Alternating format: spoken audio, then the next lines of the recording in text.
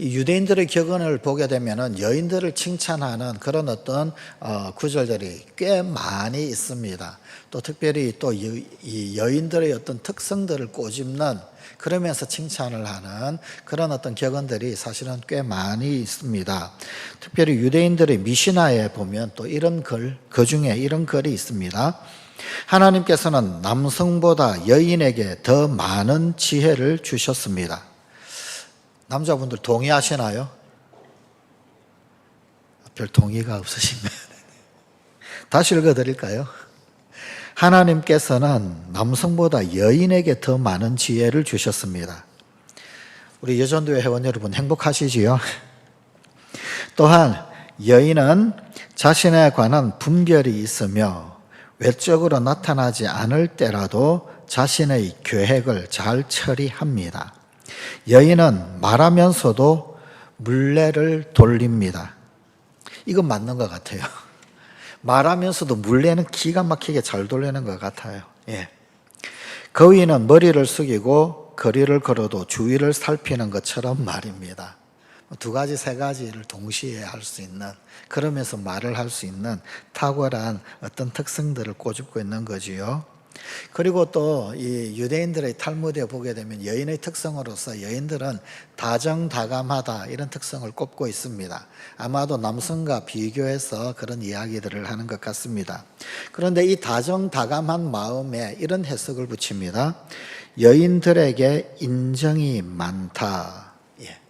다정다감하다라고 하는 것, 이것은 여인들에게는 인정이 많다라고 하는 의미로 교훈을 받아들인다고 합니다. 이런 것들은 여인들에게 어떤 독특한 그 무엇, 그 어떤 특성, 즉 여인의 길이 있다, 여인들의 독특성, 여인들의 어떤 길이 있다, 뭐 이런 것들을 좀 알려주는 그런 어떤 경구들입니다. 여인들은 자신을 꾸미는 액세서리에 대하여서 아주 특별한 애정을 가지고 있습니다. 그래서 여인들은요, 본능적으로 아름다움을 찾고요, 또 그렇기 때문에 그것이 여인의 독특성이기 때문에 사실 여인들은 아름다워야 합니다. 그게 당연한 것입니다. 이 동서양을 막론하고 여인들은 자신의 외모를 가꾸는데 굉장히 관심이 많다라는 것, 잘 알려진 사실입니다. 오죽하면 아합 왕의 이 아내였던 이세벨 여왕이 죽을 때 화장하다가 죽었지요. 그죠? 예후에게 마지막 창밖으로 내던져짐을 당하기 직전에 이 이세벨은 화장을 하고 있었습니다. 자기의 죽음을 예감을 하고 그랬겠지요. 눈썹을 그리고 있는데 예후가 들이닥쳐가지고 성 밖으로 던져버렸지요. 죽기 전에도 아름다움을 찾고 또 화장을 하는 그 여인의 특성을 고스란히 보여주고 있습니다. 그래서 탈무드에도 이런 말들이 있습니다. 여인이 가장 즐겨 찾는 것은 장신구입니다. 장신구를 즐겨 찾는다. 여인은 오직 아름다움에 대해서만 생각한다. 남성이 아내를 즐겁게 해주려면 아름다운 속옷을 사서 입혀주어라. 탈무드에 나오는 이야기입니다. 속옷 선물해 보신 남편분 안 계신가요? 아내 마음을 잘 몰라주시네요. 이제 속옷을 사주십시오. 이렇게 말하는 저도 한 번도 사본 적이 없습니다. 탈무드에는 뭐 이런 말들이 있더라, 그런 이야기입니다. 이런 이야기가 있습니다. 랍비 히스다라고 하는 분이 있어요. 이 랍비 히스다의 아내는 자기 시어머니를 아름답게 가꾸어 주곤 했습니다. 시어머니가 나이가 아주 많고 주름살도 깊이 패이고 그랬는데, 그런데 이 히스다의 아내는 이 시어머니를 늘 가꾸어 주고 머리 치장을 해주고 또 혹은 아니면 화장까지 해주고 뭐 그러는 거예요. 그런데 이 힌넨나의 아들 랍비 후나가 이 히스다, 같은 랍비니까 방문을 했어요. 그리고는 이 랍비 히스다의 아내가 늘 이렇게 시어머니 꾸며주는 것, 이거를 보고 뭐라고 이야기를 했느냐, 이런 이야기했어요. 화장이란 늙은 여인이 아닌 젊은 여인에게만 허락되는 것이라네. 그런가요? 화장은 젊은 여인들에게만 허락이 됩니까? 나이 많으신 여성분들은 분칠을 하나요? 하여간 뭐 이런 이야기를 했어요. 그랬더니 이 히스다가 대답을 했습니다. 이렇게 대답을 했는데 하나님은 자네 어머니나 할머니에게도 심지어는 죽음의 문턱에 있는 여인에게도 화장하는 것을 허용하셨다네. 그러면서 잠언의 말씀을 인용해서 이야기했다는 거예요. 그는 말하기를 60세 여인도 6살 난 소녀처럼 탬버리 노래소리로 달려간다. 그렇게 말을 했습니다. 성경을 연구했던 그 랍비들의 이야기를 엿보게 되면 이 성경 역시 마찬가지 얼마나 이 여인들에 대해서 정확하게 알고 있는지 가늠할 수가 있습니다. 자, 그런데 이런 여인들에게 아주 불리한 특징도 있습니다. 독특한 또 좋은 이런 특징만 있는 것이 아니라 불리한 특징도 있어요.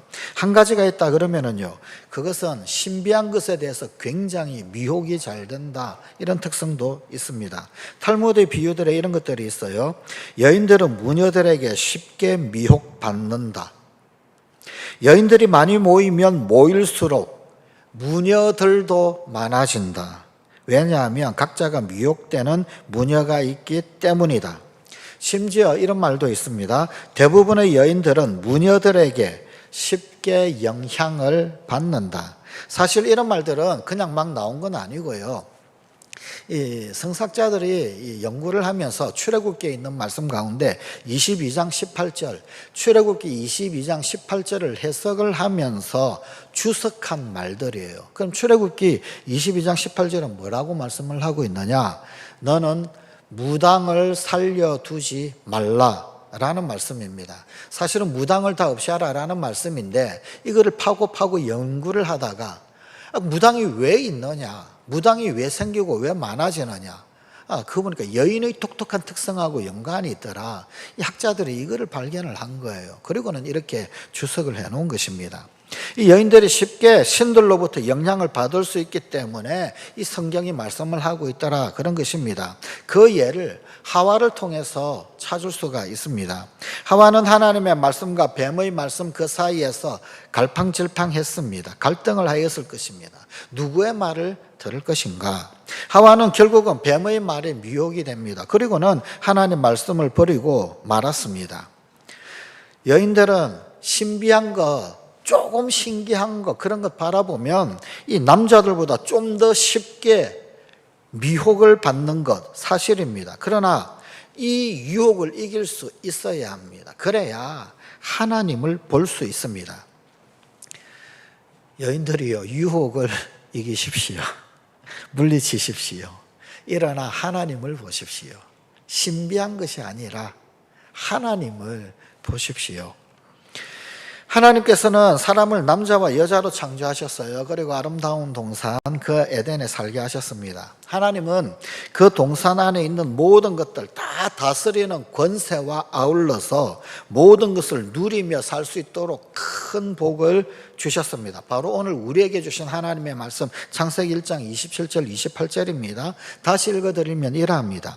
하나님이 자기 형상 곧 하나님의 형상대로 사람을 창조하시되 남자와 여자를 창조하시고 하나님이 그들 남자와 여자에게 복을 주시며 하나님이 그들에게 즉 남자와 여자에게 이르시되 생육하고 번성하여 땅에 충만하라 땅을 정복하라 바다의 물고기와 하늘의 새와 땅에 움직이는 모든 생물을 다스리라 하시니라. 무슨 말일까요? 요약하자면 남자와 여자가 연합하여서 가정을 이루고 생육하고 번성하여 땅에 충만하라 라는 것입니다. 남자에게만이 아니라 여자에게만 아니라 남자와 여자가 함께 있는 그들에게 충만 풍성의 복을 주신 거예요. 그러고 보면 결혼 안 하고 독신으로 사시는 분들은 조금 억울할 수가 있어요. 조금 억울할까요? 많이 억울할 수 있겠죠. 그죠? 여러분, 이 부분을 탈무드가 특별히 강조하여서 많이 가르쳐요. 뭐라고 가르치냐면 거꾸로 이해를 하면, 거꾸로 해석을 하자면 결혼하지 않은 사람은 기쁨도 행복도 미덕도 없이 산다. 탈무드는 이걸 거꾸로 역으로 이렇게 해석을 하고 있습니다. 그리고 또 오늘의 또 다른 본문 창세기 5장 2절의 말씀입니다. 남자와 여자를 창조하셨고 그들이 창조되던 날에 하나님이 그들에게 복을 주시고, 복을 주셨는데, 하나님이 우리 인간에게 생육, 충만, 번성의 복을 주셨는데 언제 주셨느냐? 남자와 여자를 창조하시고 난 다음, 남자만 있을 때 이 복을 허락하신 게 아니란 말이에요. 아직 갈비뼈를 아담에게서 뽑아내기 전에 이 복을 주신 게 아니란 말입니다. 아담에게서 갈비뼈를 뽑아내고 남자와 여자가 온전히 이루어졌을 때, 그때 이 복을 주셨다. 그들이 창조되던 날, 그날에 하나님이 그들에게 복을 주시고 그들의 이름을 사람이라 일컬으셨다. 그렇게 해놓고 뭐라고 했느냐면, 남자와 여자가 창조되어져서 그들이 함께 있을 그때 사람이라고 하셨다는 거예요. 거꾸로 해석을 하면, 유대인들, 특별히 랍비 혹은 탈무드 학자들이 해석하는 그 특징을 이용해서 이해를 한다면 거꾸로 한번 보자 이거예요. 어떤 뜻이 되는 거예요? 남자 혼자 있으면 사람이, 여자 혼자 있으면 뭐가 아니다.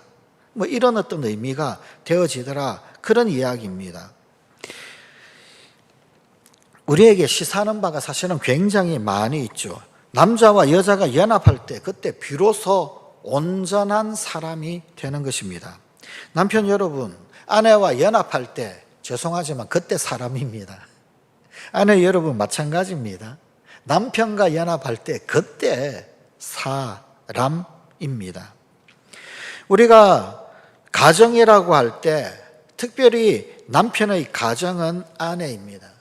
이 구절을 이해를 하면서, 그러면서 이 창세기 5장 2절을 이해하면서 미드라시 학자들이 있어요. 그 학자들은 이렇게 이해를 했습니다. 랍비들이 해석하기를, 남편의 가정은 아내이다. 여러분, 우리는 이제 집이 있고, 그죠? 비를 피하는 집, 혹은 아니면 따뜻한 온기를 제공하는 그 가운데서 식탁에 모든 그런 어떤 자녀 손들이 오손도손 둘러앉은 그 모든 것들을 가정이라고 그래요. 그런데 여러분, 이 율법을 해석했던 이 랍비들의 해석은요, 남편은 아내 그 자체가 가정이다. 그렇게 이해를 하고 해석을 했더라라는 것입니다. 자, 그렇다라고 그런다면 남자는 언제 결혼을 합니까? 언제 결혼을 하느냐? 무분별한 결혼, 즉 한 남성이 아내를 보호하고 사랑할 위치에 이르지 못하였는데, 그런데 결혼하는 것은 바람직하지 못하더라라는 것입니다. 신명기 20장 5절에서 7절입니다. 책임자들은 백성에게 말하여 이르기를, 새 집을 건축하고 낙성식을 하지 못한 자가 있느냐? 그는 집으로 돌아갈지니 전사하면 타인이 낙성식을 행할까 하노라. 포도원을 만들고 그 과실을 먹지 못한 자가 있느냐? 그는 집으로 돌아갈지니 전사하면 타인이 그 과실을 먹을까 하노라. 여자와 약혼하고 그와 결혼하지 못한 자가 있느냐? 그는 집으로 돌아갈지니 전사하면 타인이 그를 데려갈까 하노라 하고. 사실 이 말씀은 전쟁에서 면제되어지는 사람들, 전쟁터에 가지 않아도 되는 사람들, 면제 대상을 말하는 그런 구절입니다. 그런데 이 말씀을 근거로 하여서 유대인들은 남성의 결혼할 수 있는 위치를 발견을 합니다. 남성은 결혼하기 위하여서 먼저 집을 마련하고, 이 오늘날 이 21세기 한국 사회에서 참 암울한 말씀이죠, 그죠? 이 집 마련하기가 얼마나 어렵고 힘든 그런 세상을 우리가 살아가고 있는지 몰라요. 그런데 여러분, 이 낙성식을 해야 한다. 집을 마련히 해야 한다. 그런 이야기입니다. 그 다음에 뿐만 아니라 포도원을 가꾸고 그랬습니다. 포도원을 가꾸고 그 다음 결혼하는 것이 바람직한 순서다. 그렇게 가르치는 거예요. 집을 낙성식을 하고 포도원을 잘 가꾸어서 소출을 잘 얻고, 그리고 아내와 약혼하여서 결혼하고, 이 순서를 그대로, 말씀 그대로, 문자 그대로 받아들이고 인정을 했어요. 여러분, 이 포도원을 가꾼다라고 하는 말 무슨 말일까요? 일이 있다라는 이야기입니다. 가족을 먹여 살릴 수 있는 그런 어떤 일이 있다, 그런 어떤 이야기인 거죠. 그러니까 이 결혼할 만한 어떤 그런 어떤 위치 혹은 아니면 자격, 뭐 그런 것들이 필요하더라라는 겁니다. 그리고 결혼을 한다. 그러나 그럼에도 불구하고 결혼은 순수해야 합니다. 남자든 여자든 마찬가지 순수해야 합니다. 탈무드에 누구든지 여자가 가지고 있는 재물을 보고 결혼하면 문제와 자녀를 얻으리라. 이 저주에 가까운 말을 해요. 오늘날 21세기에 이 혼자 살기 참 혼자 외벌이 가지고 집 마련하기 어렵죠. 그죠? 예. 또 혹은 아니면은요. 어떤 집뿐만 아니라 뭐 생활하기도 어렵습니다. 그래서 언젠가 결혼 리서치 하는 것에서 보니까요. 여러분 현대의 젊은이들은요. 현대 젊은이뿐만 아니라 시어머니도 마찬가지예요. 시어머니도 통계조사한 것이 있는데 여러분 며느리가 직업을 가지기를 원하는 게 어떤 통계조사에 여기 보니까요. 60대 후반 퍼센트, 근 70% 가까이. 우리 성관 가족들도 그런가요? 아니신가요? 예. 여러분, 남자들은 어떨까요? 결혼 안 한 남자들. 예. 결혼 안 한 남자들은, 아내가 이 직업을 가지기를 원하는 게 거의 80%에 육박합니다. 예. 지금 현재 이런 어떤 상황이에요. 예. 그래서 여러분, 좋은 직업을 가지고 있는 여자를 찾는다. 이게 결혼의 조건이 된다. 여러분, 이거는, 맞지 않는단 말이에요. 만약에 그렇게 하면 어떻게 된다고요? 여자가 가지고 있는 재물을 보고 결혼하면 어떻게 된다?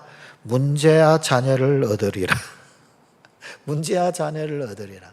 그 옛날 유대 율법 학자들이 어떻게 이걸 꿰뚫어 보고 이야기를 했는지 오늘날 여러분 맞벌이 부부 아래에 있는 자녀들의 이 문제성들 굉장히 많이 있잖아요.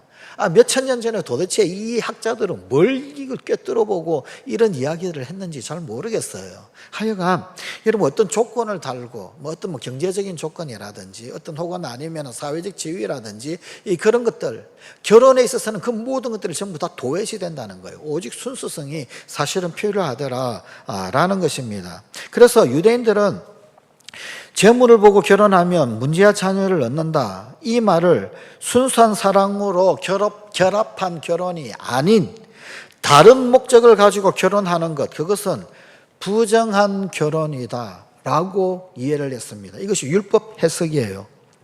그리고 그러한 결혼을 하면 안 된다라고 가르칩니다. 또한 이 행복한 가정에서 자라는 딸을 위하여서 남편감을 찾아주는 것, 그것이 부모의 의무이기도 합니다. 레위기 19장 29절입니다. 내 딸을 더럽혀 창녀가 되게 하지 말라. 그런데 여러분 이 말씀을 유대인 랍비들은요, 결혼 정년기에 딸에게 결혼을 주선하지 않는 아버지에게 하는 말씀으로 이해를 했습니다. 왜? 내 딸을 이라고 이야기했기 때문에. 즉 딸을 가지고 있는 사람에게 한 이야기죠. 아버지에게 한 이야기라는 거예요. 즉 딸을 방치시켜 놓으면 안 된다라는 것으로 이해를 했습니다. 만약 아버지가 보기에 놓치기 아까운 또 그런 어떤 그런 것이 있어서 그래서 딸을 그냥 곁에다가 오래 붙들어 두고 그러면 안 되는 거예요. 예. 아버지의 의무 중 하나는 뭐냐면요, 좋은 사람을 찾아서 그 딸을 잘 분가시키는 것, 이게 이 중요한 아버지의 의무더라라는 것입니다. 하지만 그럼에도 불구하고 딸의 순수한 결혼이 가장 중요합니다. 아버지가 열심히 그렇게 딸을 잘 시집 보내는 그런 어떤 일들을 감당을 하기는 해야 하지만, 그러나 어디까지나 우선순위는 딸이에요. 예. 여러분 가부장적인 그런 어떤 모습이 유대인들에게 있다. 맞아요. 우리나라랑 비슷합니다. 그래서 결혼하기 전 성경의 율법은 그렇게 가르치죠. 그죠? 결혼하기 전 딸이 소원을 혹은 서원을 했어요.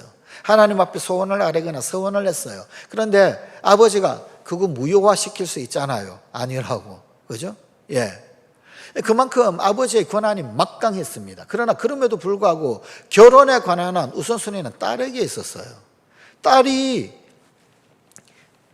이 사람을 남편으로 삼고 싶습니다. 누구누구와 결혼하고 싶습니다. 그렇게 하기 전에 강제로 결혼을 시켜서는 안 됩니다. 만약에 아버지가 보기에 아주 놓치기 아까워서 그래서 그냥 점을 딱 찍어놨어요. 그래가지고 미리 이렇게 결혼하도록 그래가지고 결혼을 시켰어요. 예. 또 옛날에는 조혼 이런 것도 있고 그랬잖아요. 그죠? 그래서 성인식을 하기도 전에 강제로 결혼을 시켰다. 그러면은요, 여러분, 성인이 되었을 때 딸은 그 결혼을 파기할 수 있습니다. 예. 그런데 이때는 이혼이 아니에요. 이혼이 아니고요. 결혼 원천 무효입니다. 그래서 이혼녀가 아닌 거예요. 와, 유대인 여자에게 이런 엄청난 특권이 있었나? 여러분, 그게 유대의 율법 해석입니다.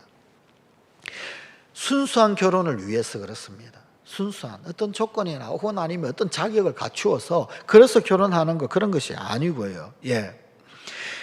자신의 의사결정에 의한 결혼이 아니라 부모님이 강제로 시킨 결혼이기 때문에 원인 무효가 된단 말입니다. 무엇보다도 결혼, 이것은요, 하나님께서 짝을 지어 주시는 것입니다. 그리고 결혼을 강제로 시킨다. 그것은요, 하나님의 뜻을 거역하는 것으로 이해를 했습니다. 유대인들은 결혼 당사자를 보는 그 순간에 그 상대방이 자신의 배우자다라는 느낌이 딱 온다는 거예요. 그런데 이 느낌이 온다라고 하는 것, 필이 통했다. 우리 현대 사람들이 이야기하는 필 통한 것, 그거하고 좀 다른 거예요. 그런 어떤 느낌이 오고 그런 필이 오고 그런 걸 말하는 게 사실은 아니고요. 뭘 말하는 거냐면요, 하나님의 감동을 말합니다. 상대를 보면, 왜냐하면 내 짝이니까 하나님께서 이미 작정하시고 하나님께서 맺어주시고 한 그 짝이니까 하나님의 어떤 감동이 온다는 거예요. 우리가 성경에서도 늘 결혼 예배 때 선포하는 게 있잖아요. 그죠? 하나님이 짝 지어주신 것을 사람이 나누지 못할지니라. 하나님이 짝 지어주신 그 뭔가가 있다, 그걸 이야기하는 거예요. 그래서 하나님께서 감동을 주시는 사람, 그와 결혼을 해야 된다라는 것입니다. 이 말은 하나님께서 사람을 만드시기 전에 이미 짝을 지어 놓으셨다, 그것을 의미하기도 합니다. 이런 이야기가 있습니다. 로마 시대에 어떤 이 로마 여인이 랍비를 찾아와 물었어요. 하나님은 며칠 동안 우주를 창조하셨습니까? 6일 동안 만드셨습니다. 그 후로 지금까지 하나님은 무엇을 하고 계십니까? 창조 이후에 지금까지 하나님은 뭘 하고 계실까요? 제7일에 안식하셔가지고 7일 이후로 쭉 안식하실까요? 근데 이 유대인들의 해석은 좀 재미있어요. 이 랍비가 뭐라고 답을 했느냐면요, 이렇게 답을 했어요. 그 후로 남녀 간에 짝을 맺어주고 계십니다. 하나님이 남녀 간에 짝을 맺어주고 계시대요. 그렇죠. 의미 있는 대답이고 지혜 있는 대답인 것 같아요. 왜 그러냐면요, 그 남녀의 짝을 통하여서 피조 세계가 충만, 풍성하게 되는 거죠. 다스리고 정복하고 풍성하게 되는, 즉 피조 세계가 계속해서 충만, 풍성하게 되어지는 그 첫 출발이 남녀의 짝이더란 말이에요. 그러니까 하나님은 그 이후에도 계속해서 남녀의 짝을 맺어주고 계시더라는 겁니다. 그것이 하나님의 일인가요? 그런 일이라면 나는 아주 쉽게 할 수 있습니다. 로마 여인이 그렇게 이야기했어요. 저는 많은 남녀노비를 지니고 있는데 나는 그들 모두를 단시간에 짝을 지어줄 수도 있습니다. 랍비가 말했어요. 그렇습니까? 그러면 한번 시도해 보시지요. 결혼을 시키는 일이 당신 눈에는 아주 간단한 일 같지만 홍해를 가르는 일보다 더 어려운 일입니다. 결혼은요, 결혼시키는 것은 홍해를 가르는 일보다 더 어려운 일이라는 거예요. 하나님 홍해를 가르시는 게 쉬웠을까요? 어려웠을까요? 하나님은 쉬우셨겠죠. 근데 사실 우리 보기에 어마어마한 일 아닙니까? 그런데 결혼을 시키는 거는요, 홍해를 가르는 일보다 더 어려운 일이라는 거예요. 여인은 고개를 갸우뚱거리면서 그날 밤에 자기 집에 있는 모든 종들 하인들 다 불러 모았습니다. 그래가지고요, 1000명의 남녀 노비들 다 불러놓고 지금 마주보고 있는 사람, 마주 쳐다보고 있는 사람, 그 사람이 여러분의 배우자입니다. 이 시간부터 부부가 되었으니 행복하게 살도록 하여라 명령을 내렸어요. 종들이니까, 노비들이니까 어떻게 해요? 전부 다 그냥 짝지어서 살아야지. 그런데 그 다음날 아침에 로마 여인이 다음날 아침에 일어나 보니까 자기 이 안주인 집 그 방 앞에 그냥 노비들이 그냥 전부 다 줄을 쫙 서 있는 거예요. 이 종들의 모습이 또 보니까 기가 막힌 거예요. 놀라지가 않을 수 없었습니다. 왜 그러냐면요, 어떤 종은 이마가 까지고, 어떤 종은 팔에 붕대를 하고 있고, 어떤 종은 눈이 튀어나와 있고, 다리가 부러진 종도 있고, 그런 거예요. 아무 사고도 나지 않은 쌍을 찾아보기가 굉장히 어려웠다는 거예요. 어찌된 일이냐, 도대체 무슨 일이냐. 그러니까 종들은 제각각 자기 말을 합니다. 나는 그 남자를 원치 않아요. 저 사람하고 살다가는 제 명예 못 살겠어요. 차라리 죽는 게 나아요. 저 사람 꼴도 보기 싫습니다. 저 여인의 말 한마디도 듣기 쉽습니다. 듣기 싫어요. 이 로마의 여인이 아니 어찌 이럴 수가 있는가. 1000명이면 500쌍인데 그 중에서 적어도 한 100쌍은 행복하다라고 생각을 할 줄 알았는데 그런데 하나같이 전부 다 와가지고 그냥 막 머리가 지끈지끈 아플 정도로 막 그러는 거예요. 그래서 몇 시간 흘렀다고 이런 불상사가 있으면 이틀만 지나면 이 모든 종들이 다 죽고 말겠다 이런 생각까지 하게 되더라는 거예요. 그리고는 랍비가 했던 말이 다시 떠올랐습니다. 남자와 여자를 짝지어주는 것, 그것은 홍해를 가르는 일보다 더 힘들다. 그 말 진실이구나. 이 일보다 더 힘든 일은 없다. 그래서 이 여인은 랍비에게 사람을 보내었어요. 그리고는 자신의 말을 전하도록 했습니다. 당신의 하나님 같은 신은 세상에 없습니다. 당신의 하나님, 세상에서 가장 위대한 일을 지금도 하고 계시는군요. 당신의 하나님의 말씀인 토라는 진실로 정확합니다. 당신이 제게 말씀해 주신 그 모든 것은 분명하고 정확합니다. 이런 이야기를 했다는 거예요. 여주인은 종의 성격 그리고 그 특성 완전히 모릅니다. 완전하게 알지 못해요. 남녀 종들이 어떤 취향을 가졌는지, 그들이 어떤 속성인지 전혀 알지를 못합니다. 그러나 하나님은 모든 것을 지으셨기 때문에 모든 피조물의 속성 또한 완전하게 아시고 계십니다. 그러므로 결혼하기 전에 기도하여야 합니다. 기도하여서 하나님께서 정해 놓으신 짝, 하나님께서 정해 놓으신 사람, 즉 나에게 정확하게 들어맞는 반대편을 찾아서 결혼해야 합니다. 여러분, 볼트의 암수가 딱 맞으면요, 나사골이 맞아가지고 기가 막히게 맞아 떨어지죠.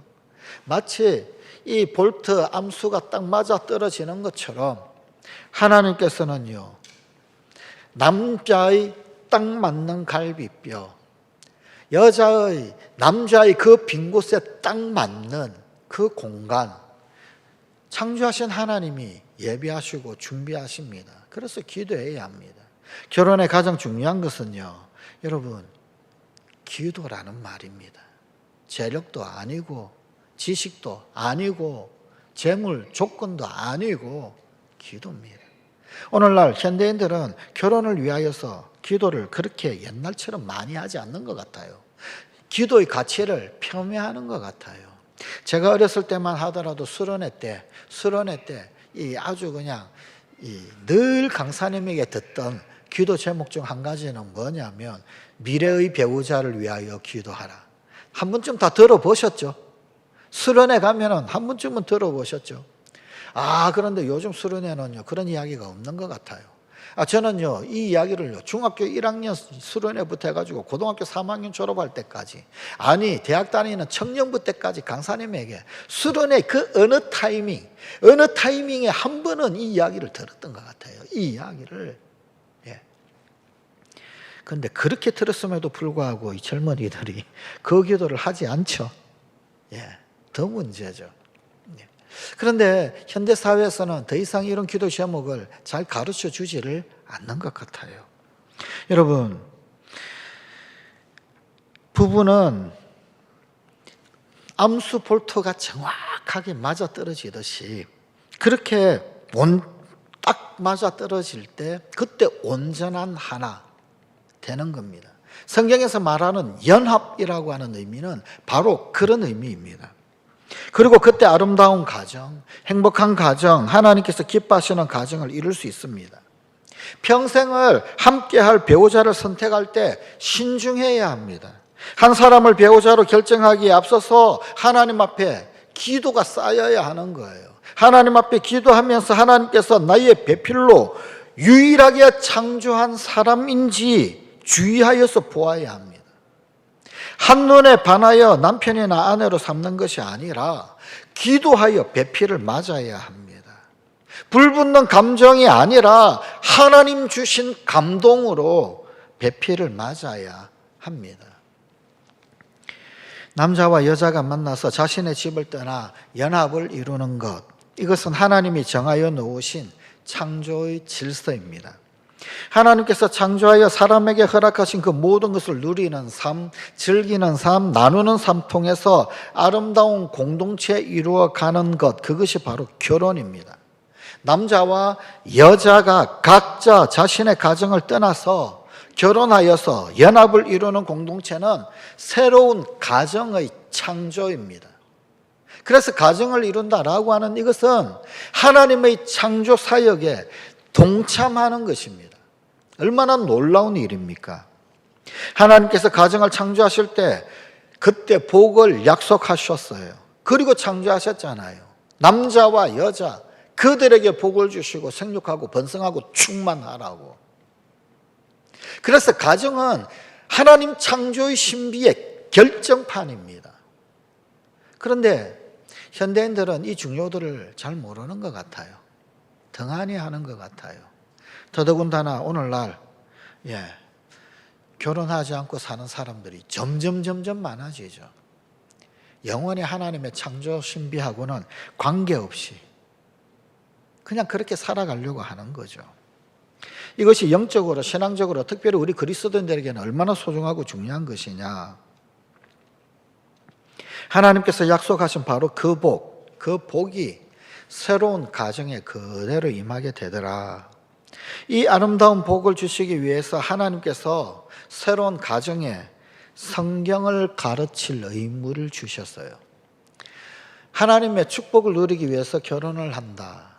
그런데 또 다른 하나, 유대인들에게 왜 결혼합니까?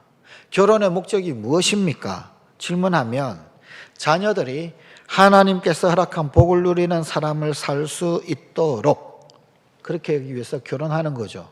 그러기 위해서 뭘 한다고요? 여기 하나가 더 붙어요. 하나 더 붙는 것이 그렇게 살 수 있도록 성경을 가르치기 위함이라고 합니다. 그래서 가정에서는 성경 가르침이 있어야 합니다. 그때 하나님이 주신 진정한 복, 충만의 복을 누리면서 살 수 있게 되는 것이더라, 그 말입니다. 성경을 배워서 진정한 하나님의 사람이 된다. 하나님의 뜻을 이 땅 위에서 이루는 사람으로 세우는 것, 그게 결혼의 목적입니다. 그러므로 자녀들을 결혼시킬 때 학자의 집의 자녀들과 결혼시키기를 원하는 것이 유대인들의 특성입니다. 여기서 말하는 학자, 유대인의 학자, 여러분 유대인의 학자로는 누구를 이야기할까요? 보통 랍비들을 이야기합니다. 성경교사. 특별히 아들을 둔 가정, 그런 가정에서는 이 학자의 집의 딸을 며느리로 맞이하기를 굉장히 원합니다.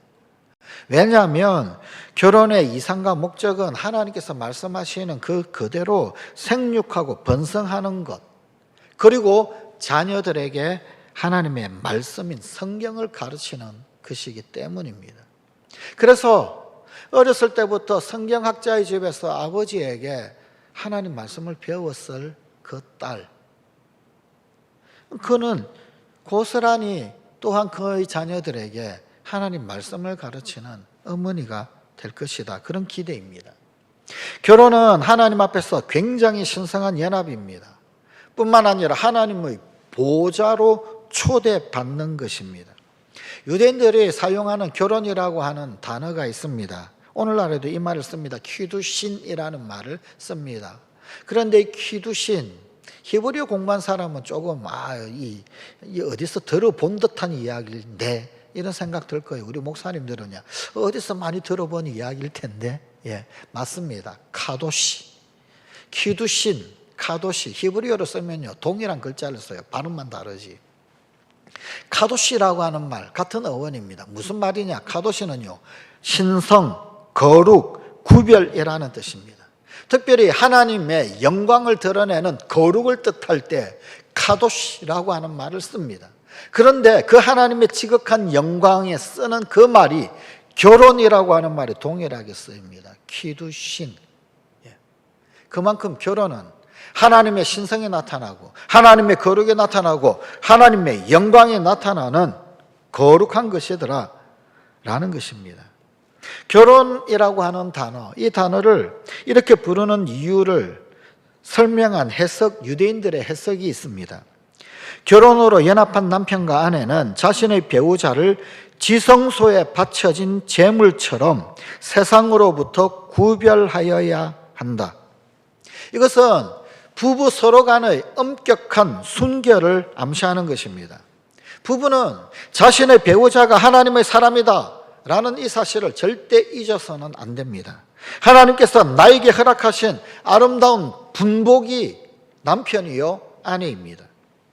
이 복을 누리는 장소, 그곳이 바로 가정이고 그래서 지성소에 비유를 한 거예요. 그리고 하나님께서 부부가 함께 계시는 그 장소, 거기가 바로 가정이더라. 이 가정에 불순물이 끼어드는 것 하나님 싫어하십니다. 하나님은 원래 카도시 하신 분이에요. 구별하신 분, 거룩하신 분, 신성하신 분이십니다. 그리고 우리의 가정, 그 결혼이 키두신입니다. 그러니 불순물이 끼이는 것 하나님 싫어하시죠. 아니, 하나님이 계신 그곳에 불순물이 끼이면 안 되는 것이죠. 가정에 불순물이 끼어드는 것을 하나님 기뻐하시지 않으시면서 제거하기를 원하십니다. 유대인 격언에는 이런 말도 있습니다. 가정 속으로 들어온 부도덕은 호박밭에 들어온 벌레이다. 그 부도덕은 호박에 달라붙어 호박을 갉아먹는 벌레이다. 남편이 호박밭에 있는 큰 호박이라면 아내는 어린 호박이다. 그런데 거기에 벌레가 있다. 신성한 가정에 불순물이 끼어든다? 그럼 가정 무너집니다. 하나님께서 세우신 가정, 복받는 가정이 작은 벌레로 인하여서 무너진다. 그럼 얼마나 안타까운 일일까요? 그러나 여기 심오한 뜻이 있습니다. 작은 것일수록 그것을 잡기가 더 어렵다라는 사실을 아십니까? 조그마한 벌레일수록 어디 있는지 찾지도 못해요. 큰 것이라면 눈에 잘 띄기 때문에 쉽게 잡을 수가 있습니다. 한여름밤에 모기와 전쟁을 해본 기억 한 번은 있으실 겁니다. 불을 끄고 들어 누웠는데 귓가에 맴도는 또 어디선가 날아다니는 앵앵거리는 그 소리. 그런데 이 잠을 못 자겠어요. 잡아야 되겠다. 희한한 게 불만 켜면 그 모기가 안 보여요. 불 끄면 그 앵앵거리는 소리가 얼마나 크게 귓전을 울리는데 그런데 불만 켜면 그 모기가 안 보여요. 그 모기가. 하나님께서 세우신 가정에 작은 불순물이 끼지 않도록 조심해야 합니다. 그리고 그 작은 불순물이 가정을 파괴해버립니다. 그 불순물이 신성한 것을 불결하게, 행복을 불행으로 만들어버립니다. 하나님께서 우리 가정을 세워주신 목적을 바르게 알고 그 하나님의 뜻을 이루어드리는 행복한 가정을 만드는 우리 성관가족들이 되십시다. 부부는 서로가 하나님께서 자신에게 허락한 유일한 남자요, 유일한 여자다. 이것을 알아야 합니다. 그리고 자기의 반쪽인 그 배필을 행복하게 만드는 자리에 있어야 합니다. 하나님을 모신 그 가정은 천국의 모형이고 천국의 가정을 이룬 부부는 하나님을 예배하는 예배자로, 하나님을 증거하는 선지자로, 하나님께서 맡기신 것을 다스리는 왕으로 사는 행복자입니다. 신약의 지상 대사명이 있죠. 그러므로 너희는 가서 모든 민족을 제자로 삼아 아버지와 아들과 성령의 이름으로 세례를 베풀고 내가 너에게 분부한 모든 것을 가르쳐 지키게 하라. 여러분, 구약의 지상 대사명이 있습니다. 구약의 지상 대사명은 아브라함에게 내려주신 명령입니다. 무슨 내용이냐? 너희 아들에게, 그 아들의 아들에게 하나님의 말씀을 가르치는 것. 여러분, 구약의 지상 대사명은 수직적 사명이었어요. 아브라함이 이삭에게, 이삭이 야곱에게, 야곱이 12아들들에게 하나님 경외할 것, 하나님 섬길 것, 하나님과 동행할 것, 하나님 예배할 것을 가르치는 수직적 사명이었습니다. 신약은 그것이 수평적 사명으로 모든 민족에게, 열방에게, 족속들에게 가라라고 명을 하고 있죠. 우리는 어느 것을 받아들여야 하나요? 우리는 신약 시대에 사니까 수평적 사명만 받아들이면 되는 것인가요? 아니요. 다 필요합니다. 수직적 사명과 수평적 사명, 공히 우리가 함께 부여잡고 사명 감당해야 합니다. 우리 성관 가정들이 그렇게, 그래서 이 가정은 하나님 사명을 이루는 처소입니다. 그래서 천국 가정을 이룬 그 부부가 하나님 예배하는 예배자로 사명을 감당하고, 하나님 증거하는 선지자로, 우리 집안은 예수 믿는 집안이다 증거하는 선지자로 사명 감당하는 것이고, 하나님께서 맡기신 것 다스리는 왕으로 사는 행복자다, 그 말입니다. 우리 성광의 가정들이 그렇게 하나님 앞에 세워진 귀한 사명 감당의 가정들이 되는 우리 성광 가정들이 되십시다. 기도하십시다.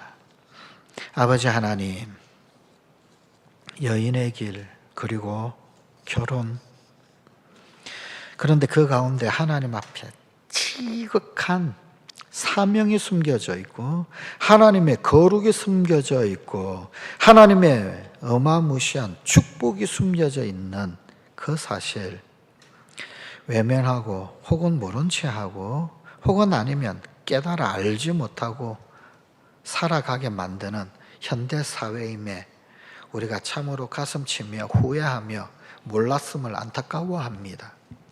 이제라도 하나님의 그 거룩한 창조 경륜 깨달아 알게 하시고, 우리 사랑하는 성광의 젊은이들, 우리 사랑하는 성광의 자녀들 주님 앞에 기도할 줄 알게 하시고, 우리 성광의 부모님들 무엇보다도 소중하고 귀중한 기도의 향을 주님 앞에 끊임없이 올려드릴 줄 아는 우리 성광 가정들이 다 되게 하여 주시옵소서. 지식을 보고 결혼하고, 재력을 보고 결혼하고, 뭐를 보고 결혼하고, 첫눈에 반하여서 불꽃 튀는 감정으로 결혼하고, 아니, 우리 주님 앞에 기도하고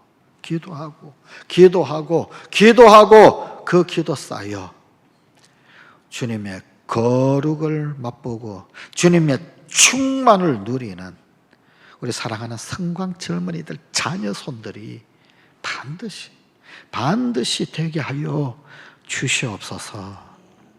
우리 주 예수님 이름으로 기도드리옵나이다. 아멘.